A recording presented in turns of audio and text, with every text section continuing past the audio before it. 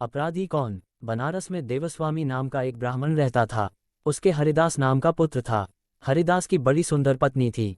नाम था लावण्यवती। एक दिन वे महल के ऊपर छत पर सो रहे थे कि आधी रात के समय एक गंधर्व कुमार आकाश में घूमता हुआ उधर से निकला।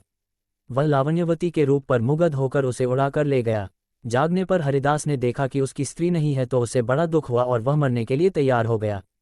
लोगों के समझाने पर वह मान तो गया, लेकिन ये सोचकर कि तीरथ करने से शायद पाप दूर हो जाए और स्त्री मिल जाए, वह घर से निकल पड़ा। चलते चलते वह किसी गांव में एक ब्राह्मण के घर पहुंचा। उसे भूखा देख ब्राह्मणी ने उसे कटोरा भरकर खीर दे दी और तालाब के किनारे बैठकर खाने को कहा। हरिदास खीर लेकर एक पेड़ के नीचे आया और कटोरा वहां रखकर तालाब में हाथ मुंह धोने गया। इसी बीच एक बाज किसी सांप को लेकर उसी पेड़ पर आ बैठा और जब वह उसे खाने लगा तो सांप के मुंह से जहर टपक कर कटोरे में गिर गया। हरिदास को कुछ पता नहीं था। वह उस खीर को खा गया। जहर का असर होने पर वह तड़पने लगा और दौड़ा दौड़ा ब्राह्मणी के पास आकर बोला, तूने मुझे जहर दे दिया है।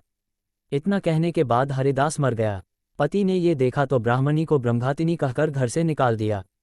इतना कहकर बेताल बोला, राजन, बताओ कि सांप, बाज और ब्राह्मणी इन तीनों में अपराधी कौन है?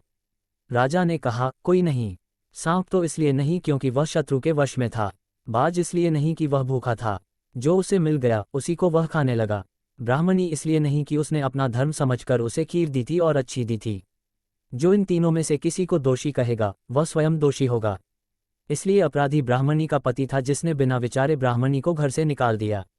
इतना सुनकर बेताल फिर पेड़ पर जा लटका और राजा को वहां जाकर उसे लाना पड़ा। बेताल ने चलते चलते नई कहानी सुनाई।